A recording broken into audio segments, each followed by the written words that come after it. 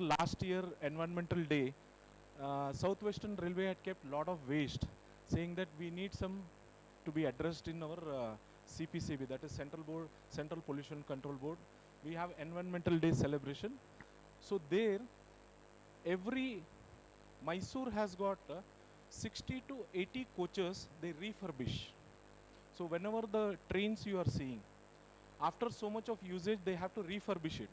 So they get Recron, especially this Recron is the seating foam that is made of plastic.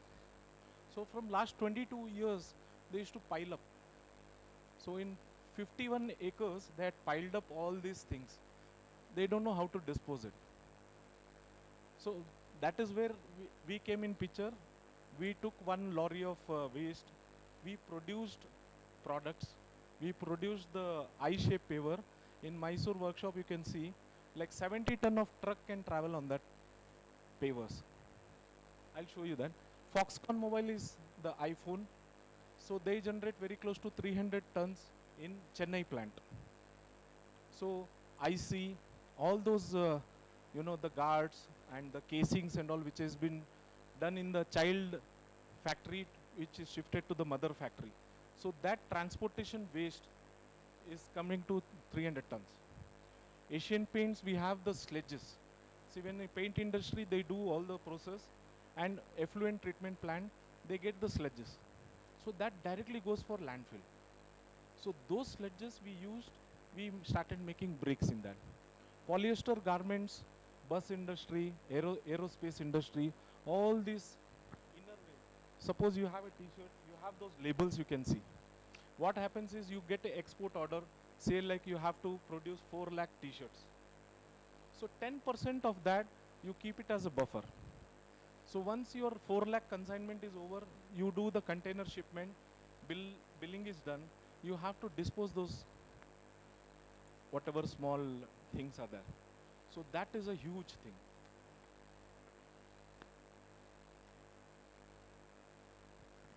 Paragon, podolite is all for the, in chappals, after the chappals are manufactured, the waste comes. It's huge. Like you can say like 180 tons per unit is the waste generated. Vehicle scrapping is a new business which has started now. More than 15 years or 20 years, the vehicle has to go to the scrapping unit. So there, steel, everything has been bifurcated. But when it comes to plastic, you have the dashboard, you have the headlights, you have the railings, all those things. What happens is it is a different family. All mixed together, it cannot be recycled. So that was going for landfill. MLP waste is a common thing, what you are using, chips, kurkure, atta cover, surf excel powder covers, all these which cannot be recycled because it has got multi-layer plastics. Foundry sand, pond ash, which are coming up from the RTPCs, battery units. See, this is the cellulose acetate, what I was talking about, the spectacles. See, it is a natural plastic. Once the cotton has been extracted, you have the cotton seeds. For that cotton seeds, you put acetic acid and you make this plastic. That is the reason when you're wearing spectacles, you don't get any of the, microbes or any fungal infection doesn't happen because it is a natural plastic. So this, till date, it was very difficult to recycle it. So it was going for cement industry from Karnataka to Andhra for waste to fuel, next processing. So what we did was we got the scrap, we shredded it, made the granules, we made one special mold so that these type of blanks are produced. Once these blanks are produced, from that you make these frames. So in this 11% of your raw material input was reduced. So once which was going for burning, that has been converted to valuable product.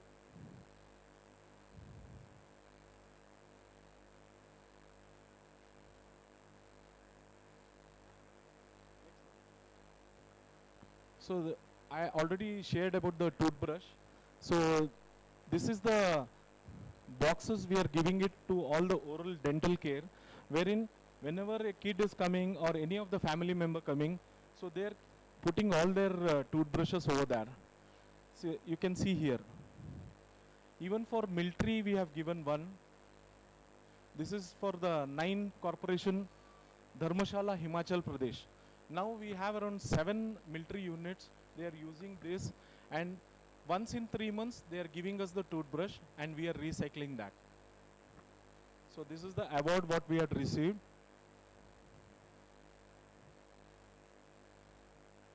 Backs. So these are all the different varieties of plastic which has been recycled, which was not able to be recycled. These are all. See, you can see here PCB board also. PCB board means electronic waste. So electronic waste, whatever printed circuit boards are coming, they extract all the silver and gold from the PCB board, and that epoxy board becomes a waste. So which was not recyclable because it has got glass fiber. So what we did was we made that into small powder and we replaced sand, and we are using PCB board waste. So CNC scrap, lens cutting, ETP sledges, these are all the different varieties of material. These are all the eco heroes, we call them, because they are supporting us for circular economy. These are all our customer base who are using the facility. You can just click on that video. Double click. No? Not coming? So this is a road roller test we did for the products what laying we have done. And this is the testing facility at one of the unit in Mangalore. So from all over world, he gets all the battery. So once you open the container, the battery used to fall. So all the floor was getting disturbed with the acid and all those things. For that testing, these are the 2 videos. It's not coming, okay. Next. See, these are the live projects what we have done. This is in front of Titan Eyewear at Chikballapur industrial area. This is like 13,200 kgs of plastic waste is used. The lens cutting waste only we have used, and these are the car parking done. Even this yellow and black, this is also plastic. Everything what you are seeing is plastic, which is got a load bearing capacity of 70 tons. One truck can travel on that. Nothing will happen. This is in Hosur Tanishq, SNCNC, Basveshwar Nagar. This is in Foxconn, Chennai, we have done it. It is inside the premises. These are the products what we are doing. This is the brick what we are speaking about. Here you can see this toilet which is 4 by 4. It is constructed. You can construct a toilet of 4 feet by 4 feet in 40 minutes. No natural resource is used. There is no cement. You can see there is no cement, no water, no muddy, nothing is used. And you are saving very close to around 40% to 50% of your cost. So that is one advantage, and easily it can be transported. Suppose you have a facility here, and after 3 months or 6 months after the project is completed, you want to shift it. You can shift that. These are the awards what you have received.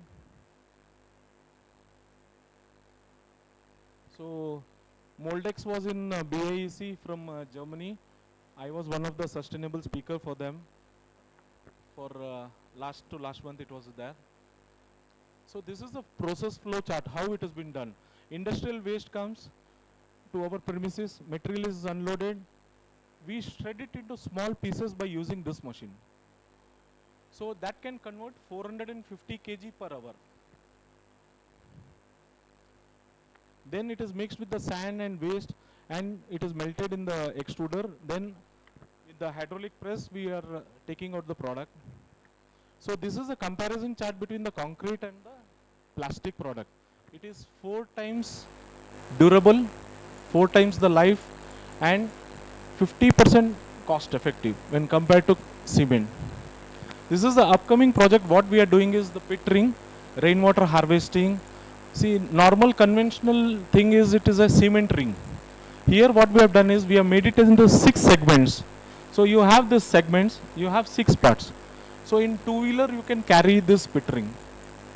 So cost effective and easy for transportation, and you want to make some well if you go to some villages and all, even wells are being done with this type of rings. They are using this. So this is what we have coming up. So one ring we are charging only 310 rupees. That's it. 310 rupees I can give you one ring. This is for the car parking. This is the investment plan what we have made. Because we are executing one plant, so we are coming up with 100 plants in next 2 years all over the India. So we have an investment plan wherein within 35 days we give you a live plant. So the day you start from today, 35th day, that plant will be running. So it can produce 460 tons of valuable product. So these are few of the advantages. It is termite proof, very good insulation, and chemical resistant, and all the reptile resistant, because reptiles, they normally try to dig. But here in plastic, what happens is, once it comes in contact with plastic, it gets that odor, and you have less of this reptile thing.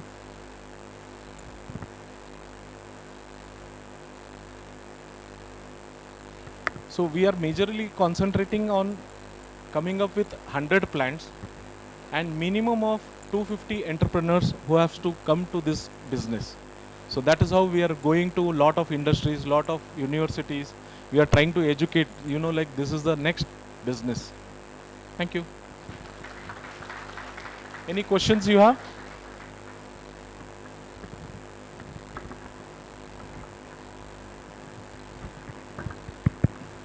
I think it's a very amazing initiative, and I think it's a need of an hour. But I just saw that cost for one plant is 2.5 lakh. No, it's 1.25 crores. 1.25. 2.5 lakh is one of the product. One of the product. One okay, of the okay. product. You So- have fume extractor. You have the. So in that 1.5 crores, just take an example. That is, we are talking about only the infrastructure to run that plant, the raw material and all that thing, that based on the location, what kind of waste is coming out, which particular region of the country. I think that will be another chart you must be having it, which part of the country is creating the what kind of waste. Just take example, South India must be having a very different waste compared to East side of India based on the type of industry we are working with. So you have that study. Yeah. See, in this also we have 3 categories. First is, it is called as legacy waste. Legacy waste is like past 20-25 years, whatever landfill we have done, that waste is there. So second is the waste generated from the industries in surrounding. Whenever we put a plant, we tell, like 25-kilometer radius, whatever industries are there, we take the data from the DIC, District Industry Commerce, and from the association. So we come to know what is the waste generated. Third is the MRF and ULB. MRF is the material recovery facility. ULB is urban local body where all the waste is collected. They do the segregation.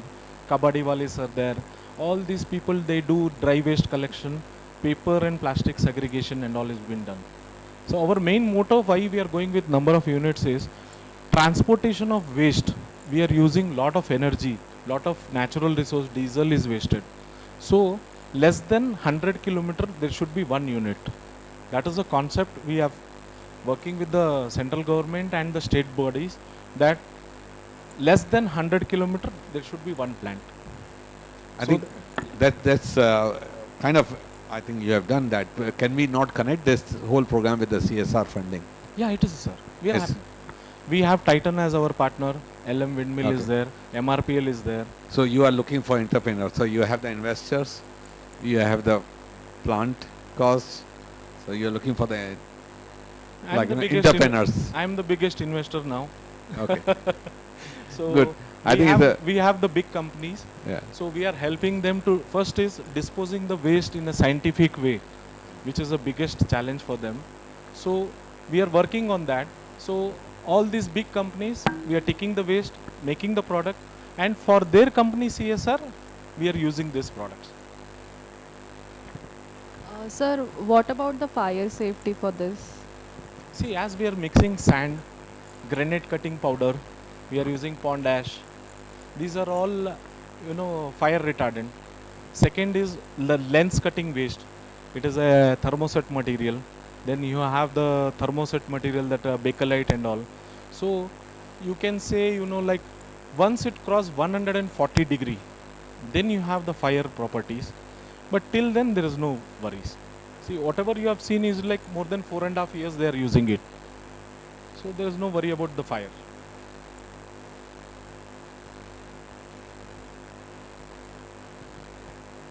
Does anybody have any questions?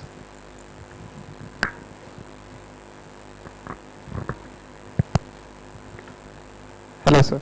That was a good presentation.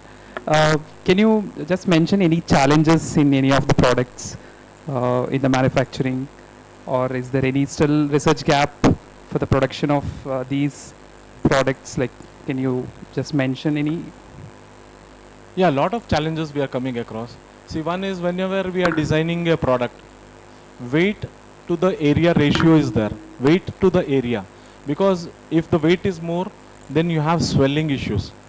So you have to optimize your design. You have to work very seriously, and the purpose where it is used. You need an interlock. So it should not break. So what type of mix you are going to put? See, I am going to put more of MLP. So there are a lot of challenges because incoming material, incoming waste is not consistent. Every day I am getting, like you are making some soft toys, soft toy that waste is coming today. Tomorrow some chair manufacturer is there, he has some polyester fabric, he'll send that. Then we have lot of different types of, cross lumps when we are doing manufacturing. So consistency in incoming is not there. So the formulation is very important, and product design is very critical in these things because you are measuring it in, say the brick. I have to go for 4 floors. I can make use of that because we have provided one hole. So whenever you are putting a lintel, you just bend one rod, put the same mortar here. So the whole structure becomes fully solid. So like that in product design also we have challenges, we have addressed it.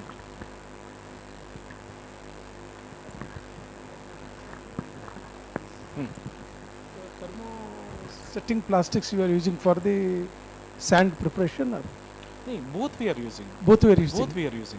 Because Thermoset especially is thermosetting plastics cannot be recycled once recycled, again. yes.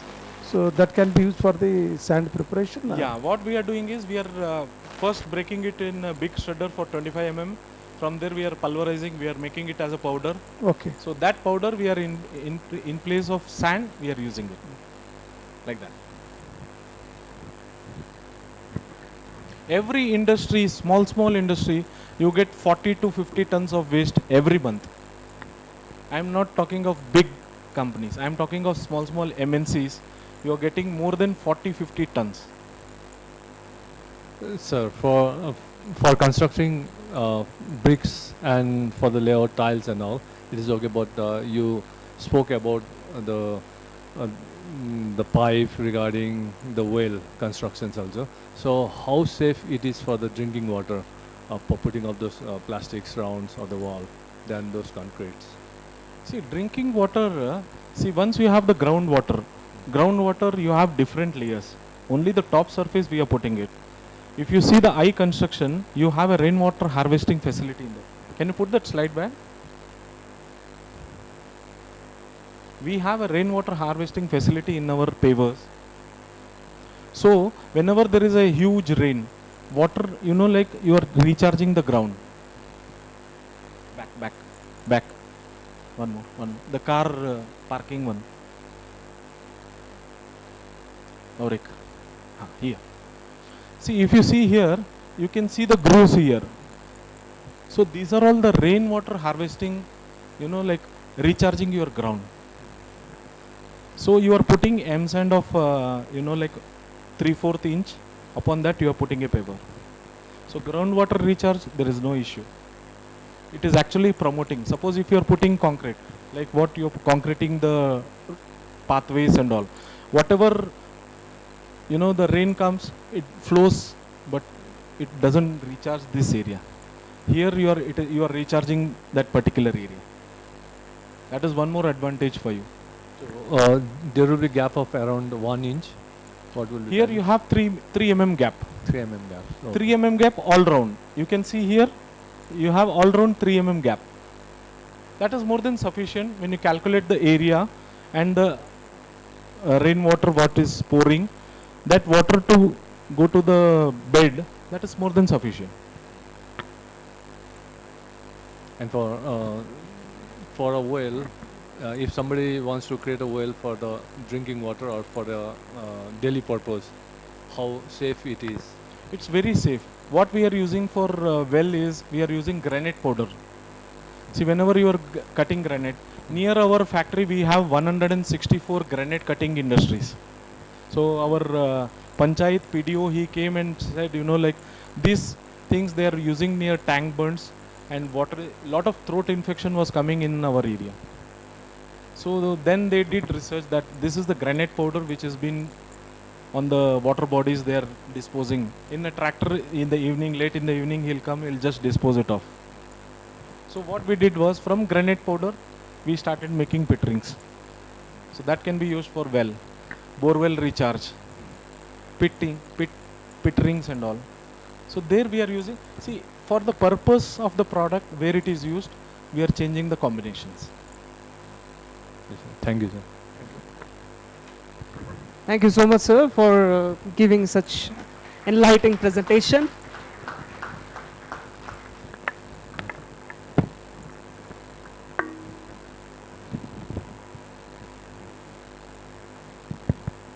We will now begin track 4 presentations, scaling innovation for global challenges. Authors are requested to come on the stage once their names are called. The guidelines are same, where you will be given maximum 10 minutes to present your presentations.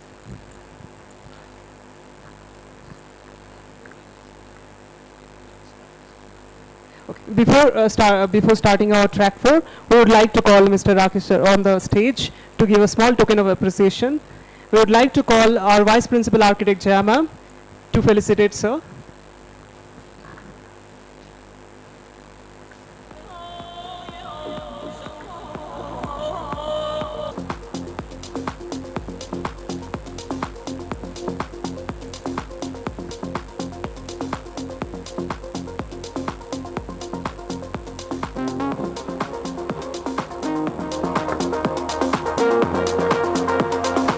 Can we have a big round of applause, please?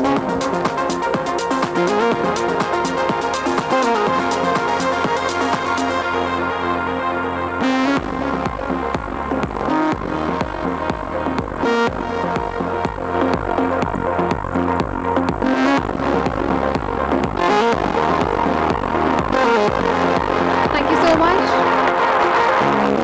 Thank you so much, Mr. Rakesh, for being here.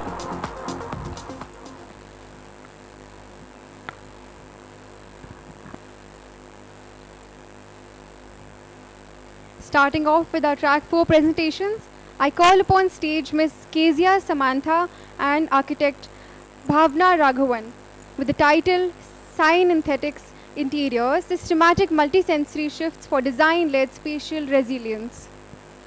After architect Bhavna is Miss Apeksha. We are telling you to kindly be ready.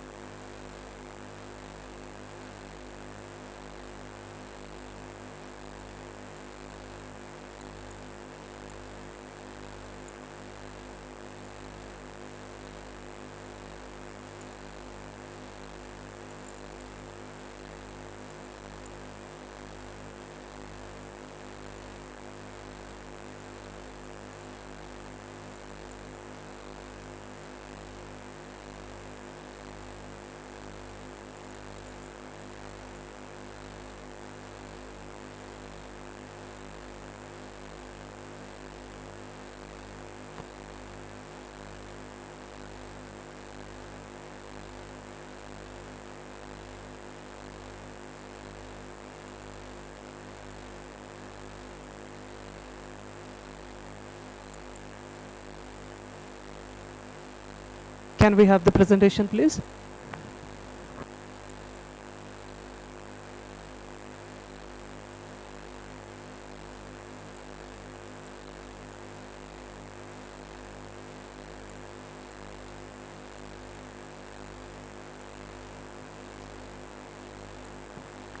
Good afternoon, everyone. My name is Bhavna, and I'm an assistant professor at Bangalore School of Design and Technology. And with me here is my co-author, Kezia.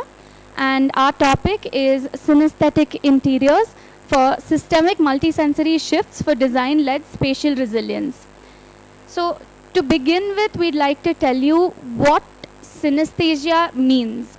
So synesthesia refers to a neurological phenomenon where stimulation of one sensory pathway will automatically trigger the experience of other sensory pathways as well. To put it into simple terms, if somebody, for example, people tend to associate certain sounds or tastes with specific colors or shapes. So how many of us here have watched the movie Ratatouille?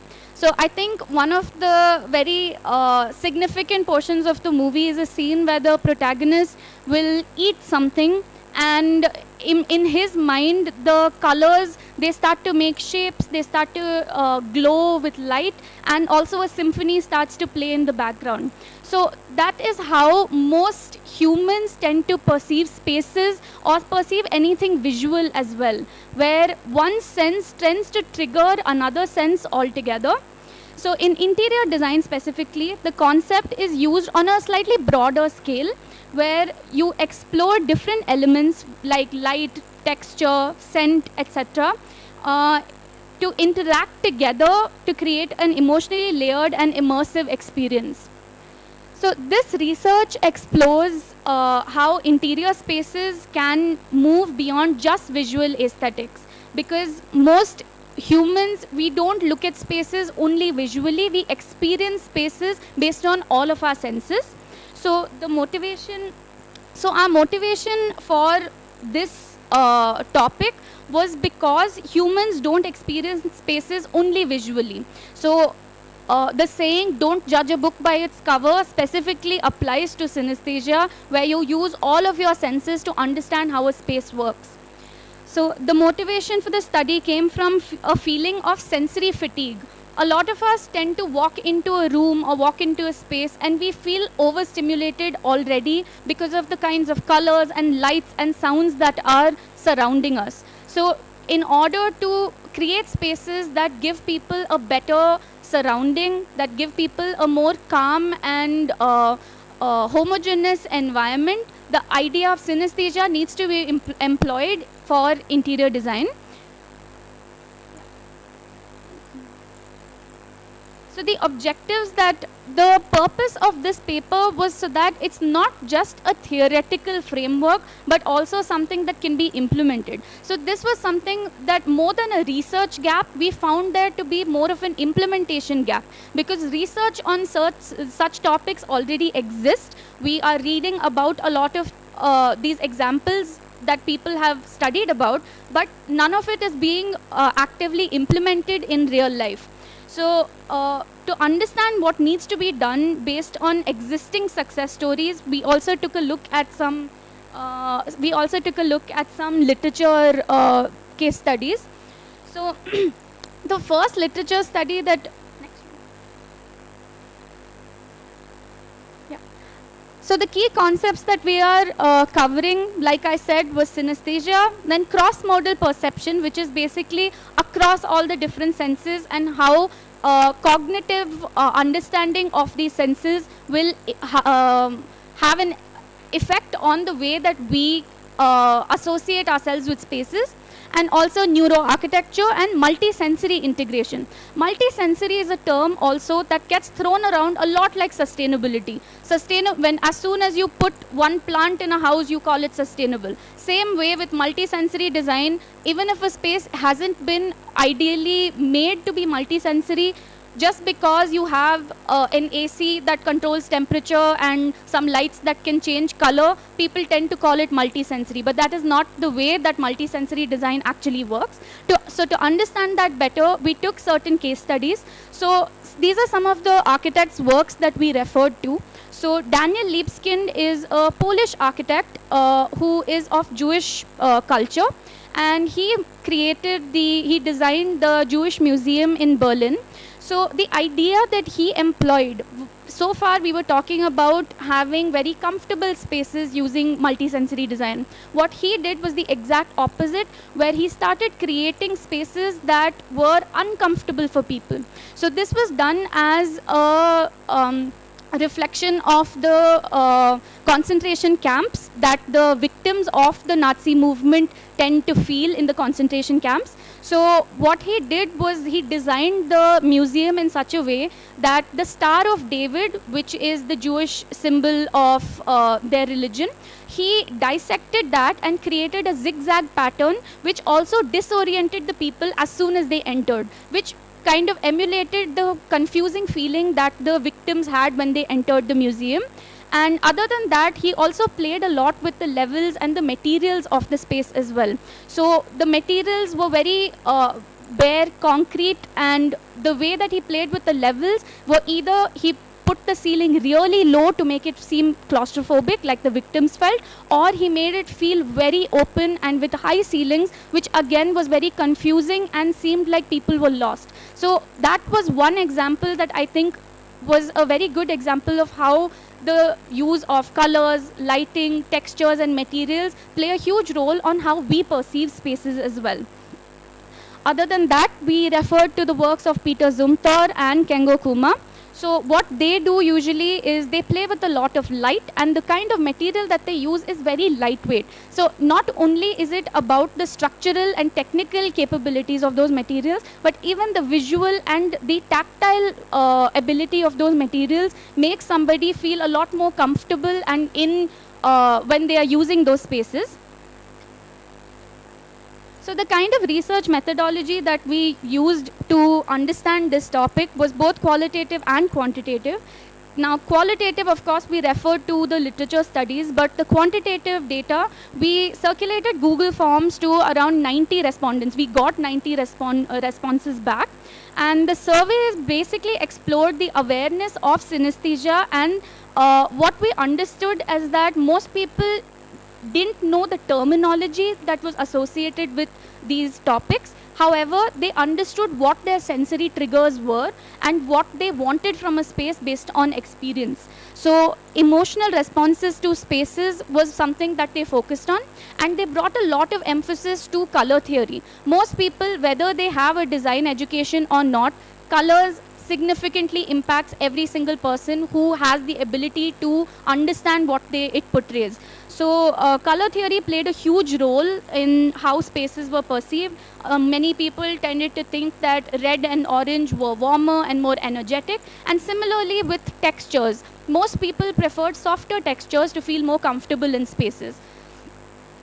Other than that, we had most of our respondents agreed that so what we did was we tried to understand what kind of pattern all of these responses tended to follow, and we had emotional mapping where we understood where most of the people tended to feel more comfortable in warmer lighting spaces, in more softer textures, and again with warmer colors as well. So most respondents agreed that combining both sensory cues and would enhance the immersion and memory of a space, because most of the time we tend to enter spaces but we don't remember what those spaces look like. Once we leave the space, we have no memory or recollection of these spaces. So this was the whole objective, that we have to make spaces that are more memorable by making them feel more comfortable to people. So this is relevant specifically today because, for example, if we take a hospital, now while this can be implemented on a large scale in educational institutes and workspaces, in a hospital you can see the recovery room specifically, instead of it emulating the same kind of lighting and sounds that the ICU or the operation theaters have. If we make it less sterile, if we make it warmer lighting, we have better acoustic treatment done so that people feel they don't hear the machines vibrating, then we have seen that there is a significant improvement in their recovery period as well. So this is a significant change that healthcare specifically needs to see, because healthcare itself, it's not only about the surgery, but it's also about the overall recovery of the patients and the overall health and well-being. So in conclusion, I would like to say that synesthesia represents a shift from visually derived design to human-centered design. So it shapes not only how spaces look, but also how they feel. So in terms of the limitations, so it was also subjective sensory responses. Like I said, since we had 90 respondents, some of them did overlap, and we were trying to understand why the minority felt the way that they did. But we understood that the majority was where most of the, it would be around like a 70-30 split at most. Yeah. Next. Yeah, in terms of the future scope, the best way forward would be to get AI responsive environments in terms of automation, because that would sense the temperature requirement, the colors, the lighting, everything that is required as per user needs. And also therapeutic applications, advanced sensory materials, all of this is being currently explored. But like I said, there is an implementation gap, and I hope that we work towards reaching and meeting that gap. Thank you. Thank you so much, ma'am. Thank you so much.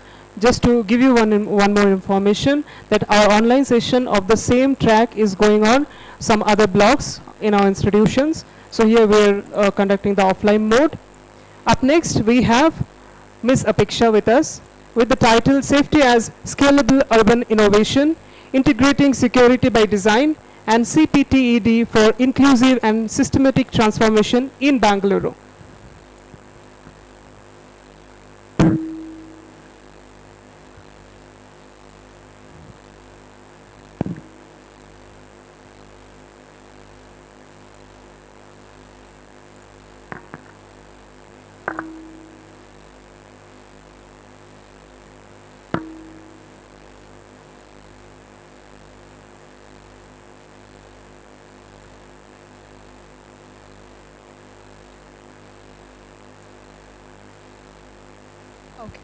Good afternoon, everyone. Myself Apeksha, Assistant Professor, School of Architecture, Christ University, Bangalore.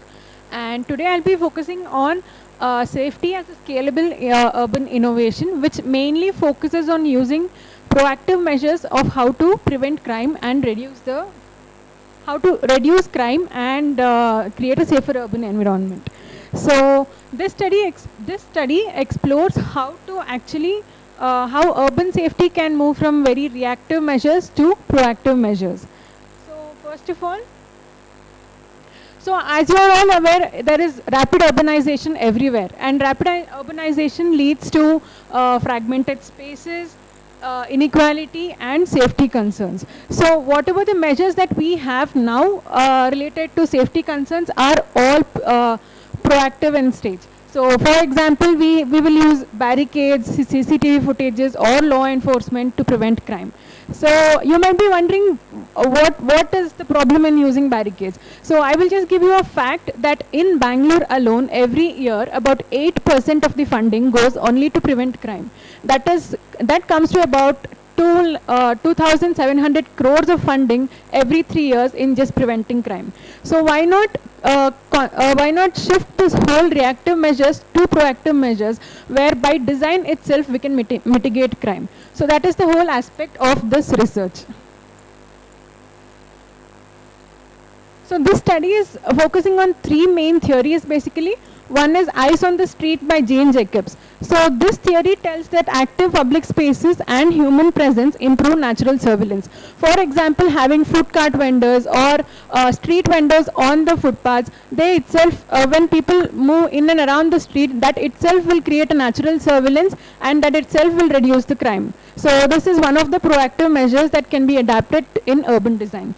And coming to the second theory, that is defensible theory by Oscar Newman, it mainly talks about territoriality and controlled spatial organization to reduce crime opportunities. So territoriality is nothing but having sense of ownership over the land. So for example, if somebody is dumping garbage in my vicinity, I'll be very cautious of it, and I will make sure that my territory is safe. So this is how it works. And coming to the next theory, that is space syntax theory, it's a newly developed theory which focuses on connecting the dots between space and safety perception. So it focuses on street connectivity and influence of movement on safety perception. So overall, these theories inform us that urban form is directly impacts safety and public experience. So that's the example of activating the edges, which is by David Baker Associate, where we can see instead of having isolated building edges and very covered building edges, we can just activate edges of the building by having more openness, more windows and more vending activities on the street. So these are few more theories that actually focuses on prevention of crime through urban design. So few more theories are environmental criminology, CEPTED, it stands for crime prevention through environmental design, and public space theory, gender and fear studies, informality studies. So all these theories overall tells us urban form directly influences how public safety is perceived. So coming to the main insights, so three main research gaps that were identified through this literature were CEPTED, or crime prevention through environmental design. It is rarely adapted to informal and dense urban areas like Bangalore. So for Bangalore, we are including CEPTED theory right now, maybe from about 3 to 4 years back. That is, all the metro stations of the Bangalore follow the CEPTED theory.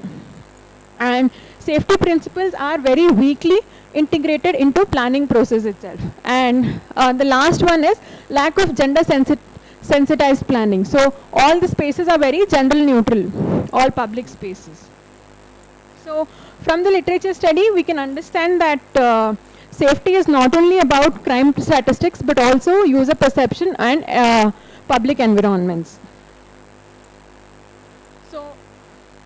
The methodology, what was followed in this research was, we did a systematic literature review of all the papers relating to urban design from Scopus, Web of Science, Google Scholar, etc.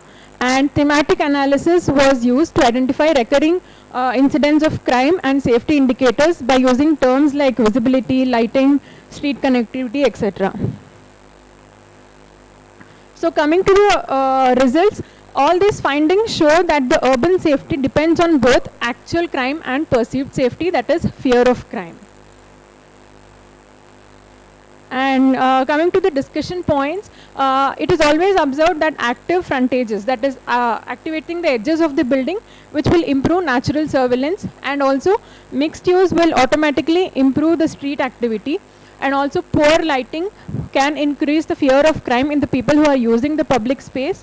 And research also found that Bangalore's planning policies do not integrate CEPTED principles, whereas very recently they have started integrating crime prevention through environmental design principles.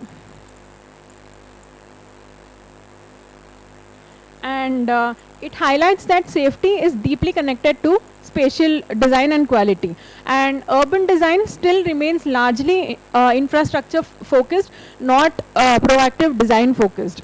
So conceptual framework is that crime, urban space, urban planning, they are all interconnected, and all the layers have to be looked in par with each other when safety is concerned.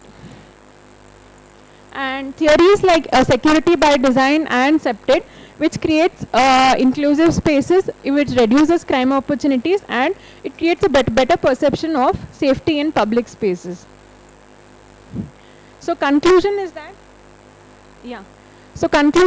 this study agrees that safety should be more like a core urban design principle rather than just a reactive enforcement of law by using just barricades, CCTV footages, or law enforcement. It has to be more reactive measure. And design elements like visibility, connectivity, mixed use developments, and yeah. So all these play a major role in shaping safer cities. And theories like security by design or SEPTED, these approaches can support more inclusive and sustainable urban environments in rapidly growing cities like Bangalore. And coming to the future scope of work, so whatever we focused on till now, that is SEPTED theory and security by design, these are all qualitative in measures. So this can be converted into qualitative analysis by doing empirical safety audits or mapping of space and crime, and also field related surveys. So that is how we can take it further ahead. And coming to the references, these are all theories based on urban design and safer urban environments. Thank you. Thank you so much, ma'am.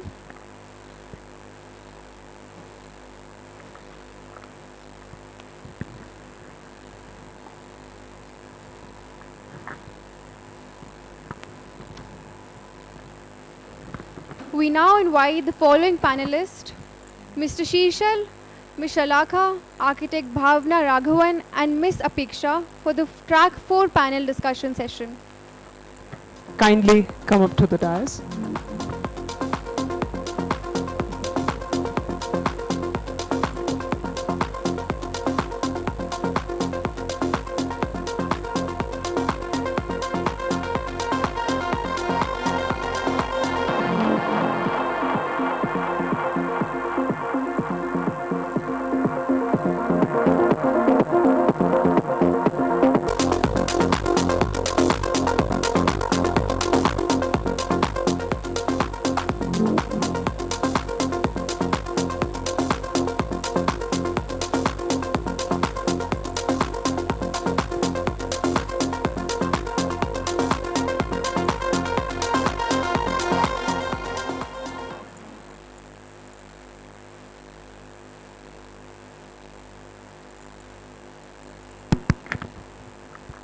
Hello, good afternoon, everyone. Only 2 papers were there in the afternoon session, but both the topics were very interesting. One was completely on a design base.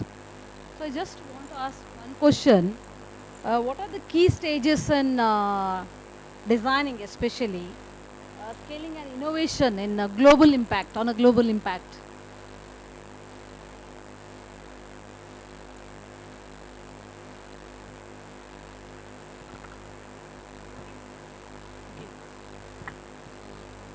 I read the question. What are the key stages in scaling and innovation for a global impact?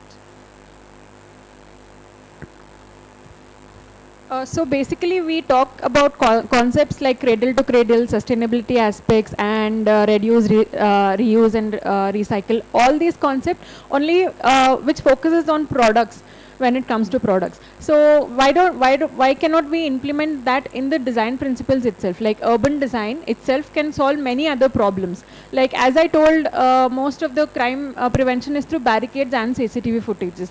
So which itself adds to more of infrastructure, more of funding, and which increases all the basic I mean which increases more of material consumption. So if by design we solve many of the problems, I think globally we can really reduce the use of manufacturing products and goods.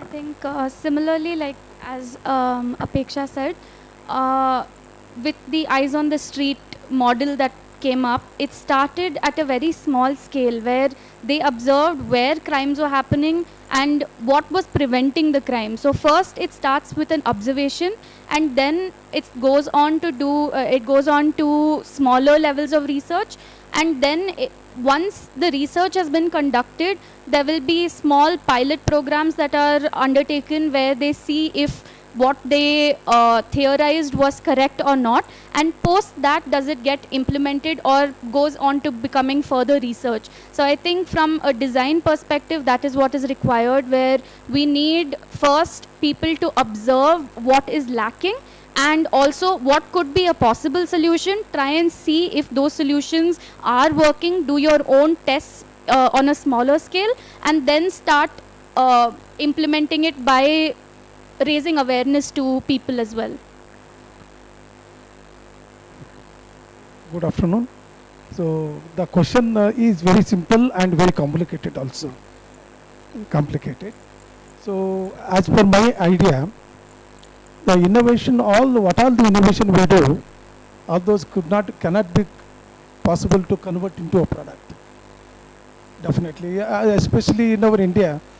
So since from 2 decades, I am taking the classes for manufacturing and industry 4.0, industry 3.0, industry 2.0 and all this. But the study wise we are very good at India. But implementation side we are slightly difficult. Myself, I am having 15 patents. Only 1 patent I could able to convert into a product, frankly speaking.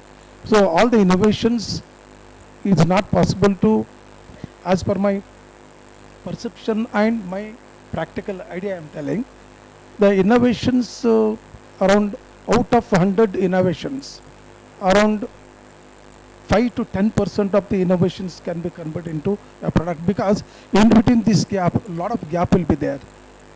The analysis and implementation methods and the way by which we are going to implement, and before that we have to do certain kind of research and do the practical analysis, correct? So all these, it will be taking a lot of time in between. So definitely it is a tedious job one way.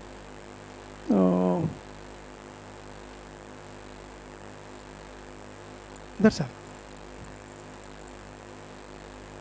Any other? Any questions to the panelists? Oh, sir, I'm just asking a cross question, sir. When you are saying about the you have doing more research and that research is not getting executed, innovations are not executing. Research and innovations you are doing, and it is out of 50 only you converted the 1. So what all the things we have to correct ourselves when we are moving towards the innovation? The fundamentally we need to collect a certain data. As I have seen here, the literature survey, the data collection is very important thing. And after once you collect the data, the method of processing the data is very important. Method of processing the data is very important. What kind of sampling you have to take for the next process, and the sampling methods. All these will be very important. And for example, the morning I have seen one madam, she was talking about the fly ash, this one. It looks a very good project, but at the same time, it looks half a way for others to look at, because any paper we are going to present, it has to inspire others to look into and do little more. So there, it was lacking behind, as per my idea, the optimization technique they have selected for this. Correct, no? And I did one of the biofuel testing. I got AICT funding of around 19 lakhs rupees. I did one project, and each biofuel what we are going to yield, okay, how much percentage we have to mix with the diesel, that can be optimized by using a simple technique, okay. And like that, whatever the research work we are going to refer and we are going to do, it should be clearly defined, and it should inspire others to do the work. So that time it will become very easy for us to refer and go to the next milestone, as per my idea. Any more questions? Any more questions? Okay. Thank you so much, panelists. You can have your seats over there.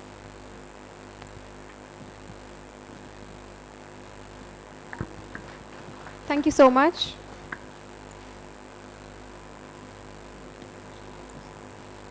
We shall now proceed in the distribution of certificates to the authors and presenters of Track 3 and Track 4. We request our Vice Principal Architect Jayalakshmi ma'am to kindly come up on the stage and distribute the certificates.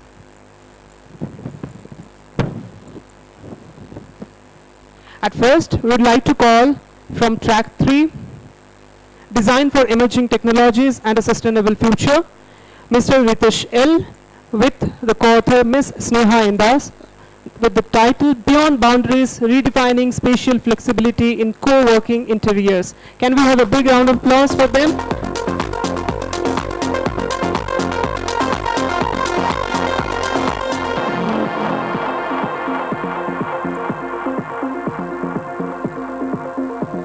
Up next, we have Madhura Bhuvan with the title From Tradition to Innovation, Reimagining Kashmiri Reversible Shawls into Modern Apparel.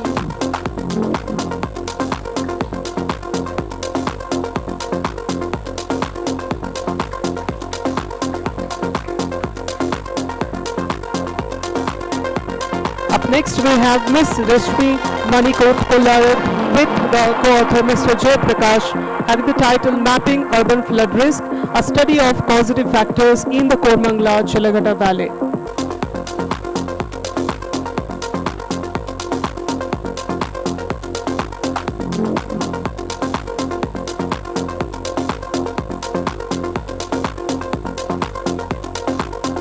Up next, I would request Ms. Diya Saigal to go and collect the certificate with the title Contemporary Indian Female Practitioners Redefining Design Art through New Media Technology and Sustainable Practices.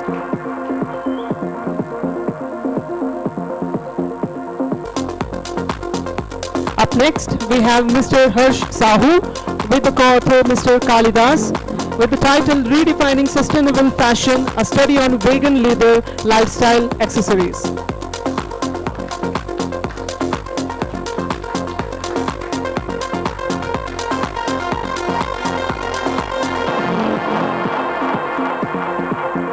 Up next, we have Ms. Shalaka Patil with the title Beyond White, the Revival of Brown Cotton for a Water-Conscious Textile Industry.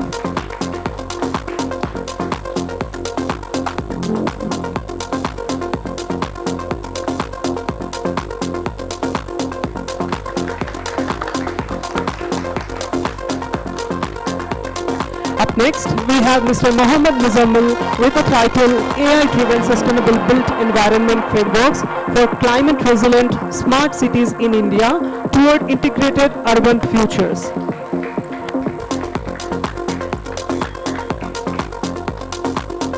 Up next, we have Ms. Niveta with the title A Qualitative and Quantitative Analysis of Solar Passive Features in Vernacular Housing on Hilly Region to Achieve Thermal Comfort.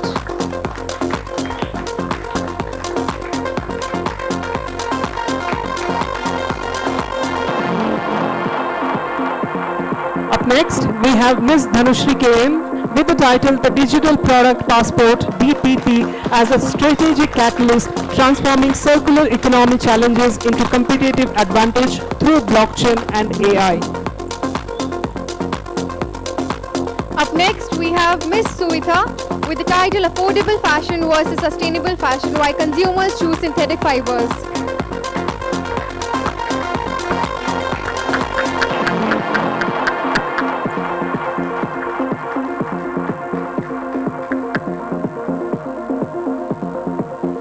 Thank you so much. Moving to the track 4, Scaling Innovation for Global Challenges.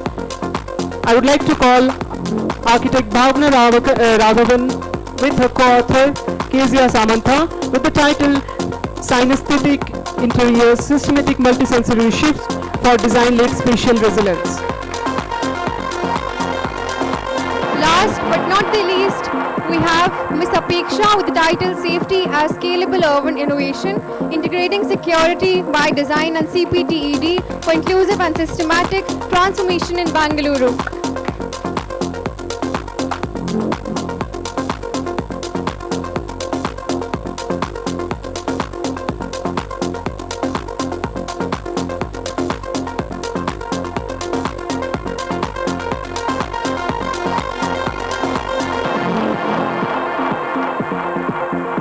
We would like to call our panelist, Mr. Shishela, to come on the stage. I would like to call architect Jayalakshmi ma'am to give a small token of appreciation to our panelist, Mr. Shishela.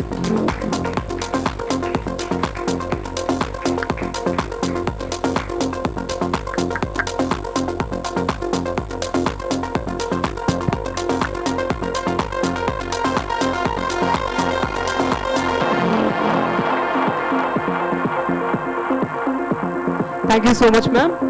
You can have a seat. Thank you, sir, and thank you to all the participants. As we conclude day 2, we would like to briefly share the schedule for tomorrow. Day 3 will feature final design presentation sessions on the topics of Track 5, design for gig economy, and Track 6, interdisciplinary approaches in design, along with panel discussions, special announcement, creative recognitions, and the concluding ceremony. Thank you all for your enthusiastic participation throughout the day. Thank you all. I, Assistant Professor Akash Varman, with my co-host Assistant Professor Dia Saigal, signing off today. We look forward to seeing you tomorrow for the final day of the conference. Have a wonderful evening. Before concluding, there is a tea has been arranged for all of you can have. In the next 5 minutes, we'll be having a tea session, so kindly be there. Thank you to all the participants and the panelists.